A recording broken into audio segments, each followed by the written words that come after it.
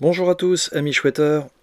Dans cette vidéo, je vais vous présenter mes solutions concernant la 10e énigme, c'est-à-dire l'énigme 650, dans l'ordre qui est communément admis. Avant d'aller plus loin, je vous invite vivement à regarder ma première vidéo afin de bien comprendre toute ma démarche. Je confirme que je me place ici en dehors de tout Madi, que je n'ai jamais pris en compte, et de tout Midi, puisque mes solutions sont bien antérieures à l'intervention de Michel Becker dans la chasse. Il s'agit de la première solution que je vais vous exposer. Je vais donc commencer par vous présenter la méthode que j'ai appliquée pour tenter de venir à bout de l'ensemble des énigmes. Ce jeu est très permissif. Le risque majeur est de se laisser emporter par son imagination. Il convient donc de borner son chemin méthodiquement jusqu'à ce que la solution apparaisse.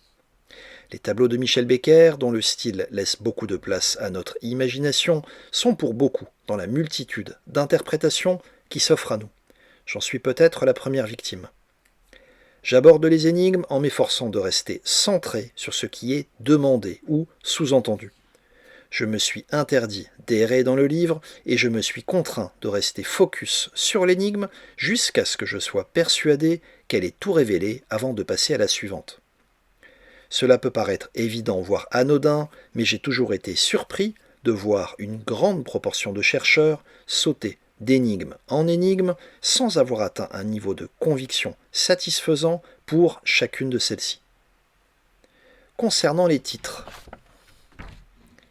j'ai acquis rapidement la conviction que ceci était extrêmement important dans la résolution. De mon point de vue, les titres portent en eux la solution ou une partie de celle-ci. Si un titre est vague et qu'il n'apporte rien de concret qu'on ne sache déjà, c'est vraisemblablement qu'il porte en lui le mécanisme de résolution, la clé qui nous permettra d'ouvrir la bonne porte. Convaincu de la rigueur de Régis Hauser, j'ai toujours pensé qu'une énigme bien construite ne doit comporter que les éléments strictement nécessaires à sa résolution aux fausses pistes près. Aucun intérêt ludique à se pencher sur un problème noyé dans un flot d'informations. Un titre qui ne semble pas indispensable à la bonne appréhension de l'énigme doit mettre nos sens en éveil. Concernant les textes des énigmes, là aussi, j'ai tenté de faire preuve de la plus grande rigueur. Si une partie du texte est séparée par un espace, par exemple, cela doit signifier quelque chose, surtout si cette particularité ne se retrouve pas dans les autres énigmes. Je me suis également convaincu que chaque terme devait être compris au moment où il apparaît. Lors de l'apparition de notions telles que la spirale à quatre centres ou la nef encalminée, on doit avoir, à leur lecture, suffisamment d'éléments en main pour les identifier clairement, sans avoir à douter. Si rien ne nous permet de remonter leur piste objectivement, c'est que sans doute cet élément symbolise un élément déjà en notre possession, mais écrit différemment. Comment partir à la recherche d'une nef encalminée, d'une spirale à quatre centres, quelque part en France ou dans une région donnée, sans autre indication? Cela me paraît trop subjectif, beaucoup trop imprécis pour obtenir un résultat convaincant. Enfin, j'ai pris le parti d'accepter le résultat de mon approche, quel que soit son registre, culturel ou historique. Le résultat est le résultat et il doit exister pour ce qu'il est. Si une énigme m'amène à trouver le grand schtroumpf, je dois l'accepter sans porter de jugement dès l'instant où le chemin me semble convaincant et que je sais quoi en faire. La seule ligne rouge est tout ce qui est postérieur à 1993, année de sortie du livre. L'exemple est volontairement extrême, mais cela illustre l'effort à faire pour ne pas dévier cette chasse vers ses propres connaissances au risque de perdre toute objectivité. Cet effort est difficile, mais il est absolument nécessaire. Concernant les visuels, j'ai tenté d'en extraire ce qui me paraissait objectif, ce qui n'a pas été simple. J'ai fait le choix de terminer la résolution par les visuels, sauf si le texte m'invite à les consulter avant. J'imaginais que ces tableaux n'auraient pas la même importance d'une énigme à une autre. Max Valentin a ses propres contraintes, il me paraît utopique de penser que chaque énigme respecte les mêmes proportions entre l'importance titre, texte, visuel. Je distingue bien titre et texte dans les énigmes. Pour achever cette analyse globale, je vais apporter une précision qui donne un sens à l'exemple précédent du grand schtroumpf. Cette chasse au trésor devait être au départ introduite via une nouvelle écrite par Max Valentin. Son titre était « Le père Méhu ». Pour résumer cette nouvelle, c'est l'histoire d'un homme atypique qui décide de partir et de tout abandonner derrière lui. Il laisse un message à son fils de 17 ans sous forme d'énigme caché dans la cheminée. Celui-ci devait être capable, une fois le manuscrit découvert, de remonter la piste jusqu'au trésor, un œuf d'une grande valeur. Un journaliste trouvera le document et ainsi se penchera lui-même sur la résolution. Max Valentin a choisi d'introduire son jeu via cette histoire de trésor transmis de père en fils. Les énigmes étaient donc destinées à un jeune homme de 17 ans. J'ignore pour autant si le jeu aurait été strictement le même que celui que nous connaissons avec la Chouette d'Or. Mais on doit prendre en compte cette information pour le jeu, sinon pourquoi l'introduire de la sorte ? Ainsi, certaines solutions pourraient évoquer un registre lié à la jeunesse. Dans mon jeu, les résultats sont parfois surprenants, très loin des registres culturels auxquels on pourrait s'attendre. Résolution de l'énigme 650, la 10e dans l'ordre que j'ai retenu. Je m'attends à trouver 2 points solution, afin de pouvoir définir une droite, qui sera mon deuxième axe final. Cette approche est développée dans ma première vidéo que je vous invite à consulter. Le titre « Quand tout est révélé ». Ce titre semble simple et basique. D'un point de vue littéraire, cela pourrait simplement évoquer que nous touchons au but, ce qui confirmerait qu'il s'agit bien de l'avant-dernière énigme, mais à ce stade du jeu, nous le savons déjà. Bref, ce titre ne nous apporte rien de nouveau, aucun point d'entrée ou appuyer davantage notre réflexion. Je me répète, un titre qui ne semble pas indispensable à la bonne appréhension de l'énigme doit mettre nos sens en éveil. J'étais alors persuadé que ces 4 mots allaient nous donner la clé pour comprendre le déroulement à suivre. D'autant plus que le texte qui suit est particulièrement concis.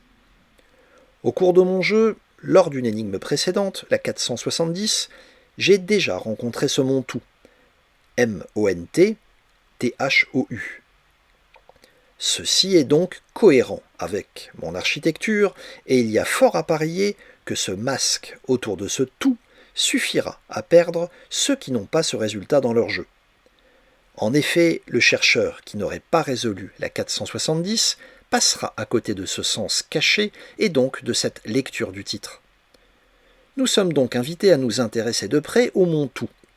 Je m'exécute et j'apprends sans difficulté que celui-ci est recouvert d'un énorme radar militaire. Riche de cette information, je poursuis la résolution. Le texte. Do opponent cherche les sentinelles. Cette notion de ponent, qui traduit l'ouest, me semble trop imprécis pour être utilisée en tant que direction géographique pour un tracé ou une exploitation de carte. J'en déduis qu'il faut y voir un simple sens littéraire, à savoir dos opponent, donc dos à l'ouest, c'est-à-dire face à l'est. Je dois donc chercher des sentinelles face à l'est, en gardant en tête cette notion de radar militaire. À ce stade, j'étais déjà assez convaincu par ce parallèle. Une sentinelle est censée veiller sur nous ou sur notre espace. Un radar, tout particulièrement militaire, illustre parfaitement cela. Le thème est donné, on va devoir s'intéresser à quelque chose lié au domaine de la défense. Le texte pourrait donc se traduire par « face à l'est », sous-entendu « face au danger venant de l'est », cherche les sentinelles. À cette époque, la menace existentielle, qui était prise en compte du point de vue géopolitique, était associée à une menace venant de l'Est, en clair de la Russie. Toutes les forces armées étaient préparées en ce sens à stopper une éventuelle percée de l'armée russe en Europe. À 8000 mesures de là, elles t'attendent. Le sens de cette valeur, 8000, ronde et nette, m'a convaincu qu'il s'agissait d'une valeur purement théorique. Hors de question de mesurer quoi que ce soit sur la carte ou ailleurs. Je trouvais même cette démarche vraiment scabreuse, tant Max Valentin évoque un nombre aussi parfait.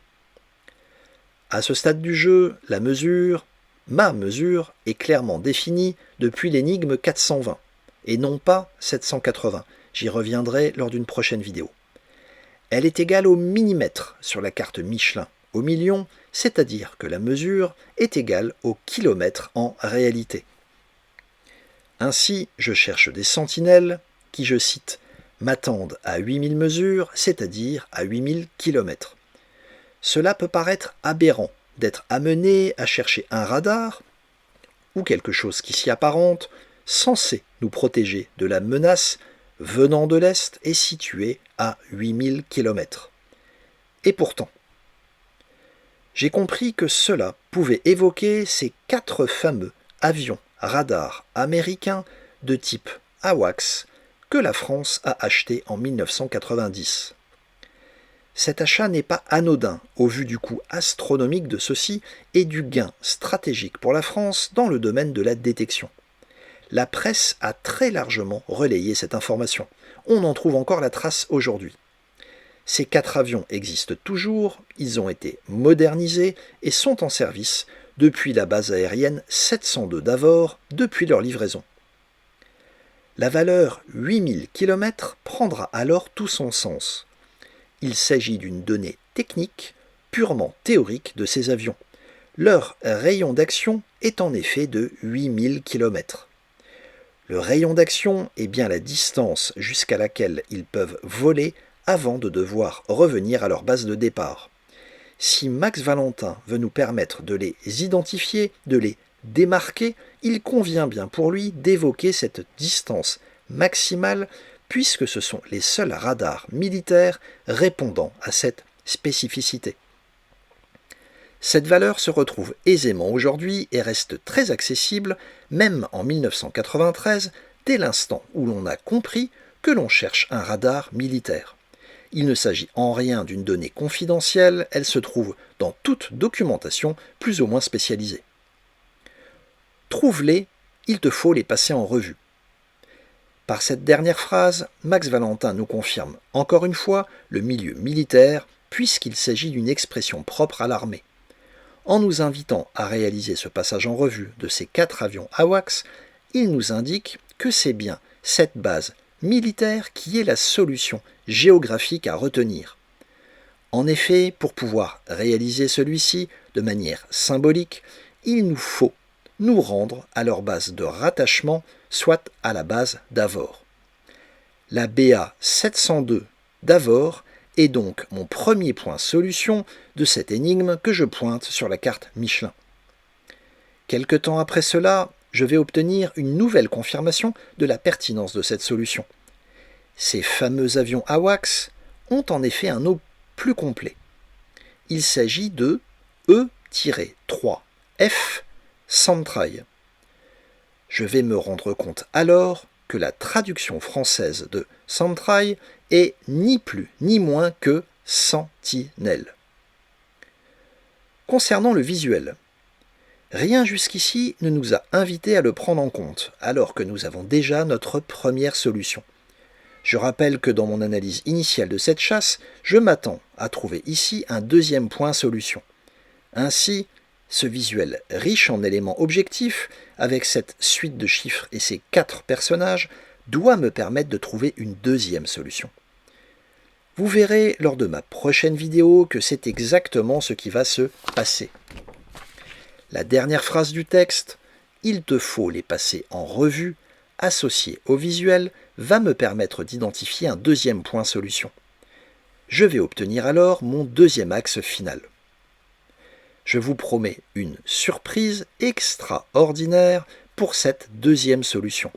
Une surprise qui nous amènera dans un autre monde. J'espère que vous avez apprécié cette vidéo et que vous saurez me pardonner certaines convictions qui sont encore vivantes aujourd'hui. Vous connaissez maintenant ma façon d'aborder les énigmes. Les prochaines vidéos seront donc davantage centrées sur le décryptage pur. À bientôt, c'était Jack Moon.